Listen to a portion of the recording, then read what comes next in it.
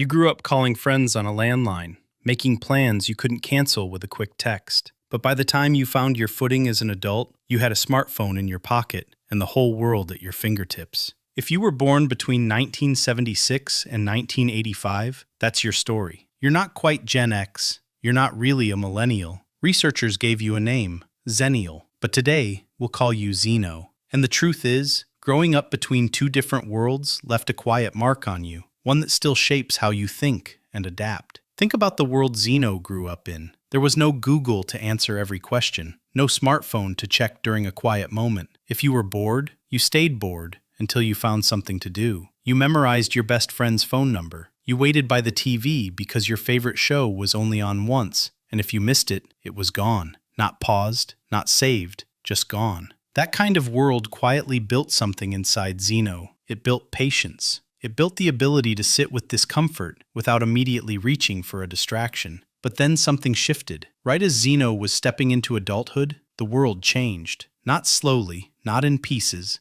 all at once. Suddenly there were mobile phones, then the internet, then social media. The same person who passed handwritten notes in school was now creating a MySpace profile and figuring out how to add a song to their page. Zeno didn't resist this change. Zeno absorbed it, naturally, almost effortlessly. And that's not a small thing. Most people either grow up fully in the old world or fully in the new one. Zeno lived in both, and that timing made all the difference. Science actually backs this up. Research on brain development shows that the prefrontal cortex, the part of the brain responsible for learning, adapting, and making decisions, is still developing until around the age of 25. This means that when the digital world arrived, Zeno's brain was still in its most flexible, most open stage. New technology didn't feel threatening. It felt like just another thing to learn. But unlike younger generations who never knew anything different, Zeno still carried the memory of life before the screen. That combination, a flexible brain plus a grounded past, created something genuinely rare.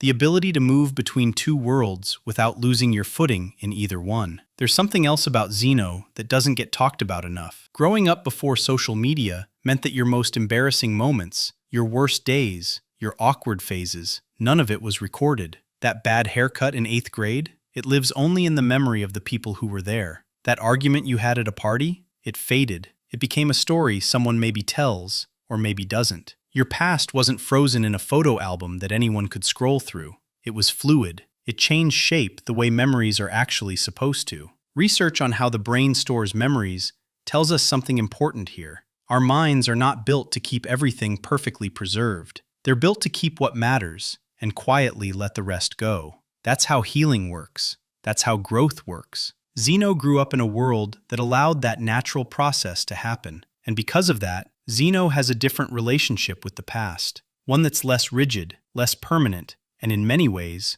healthier. But here's where things get harder for Zeno. Just as digital life was opening up, the economy was closing in. The 2008 financial crisis hit right when Zeno was trying to build something, a career, a stable life, a sense of security. And research on financial stress shows that economic hardship during this particular life stage doesn't just affect your bank account. It changes how you think about money for years afterward. It plants a quiet fear in the back of your mind, a voice that says, even when things are going well, what if it all falls apart again? Zeno learned to adapt to massive change, but Zeno also learned, the hard way, that the ground beneath your feet can shift without warning. These two experiences living side by side, the confidence that comes from adaptability and the anxiety that comes from economic trauma, created an inner tension that most people never fully see from the outside. Zeno carries both, often at the same time. Here's what makes Zeno truly different.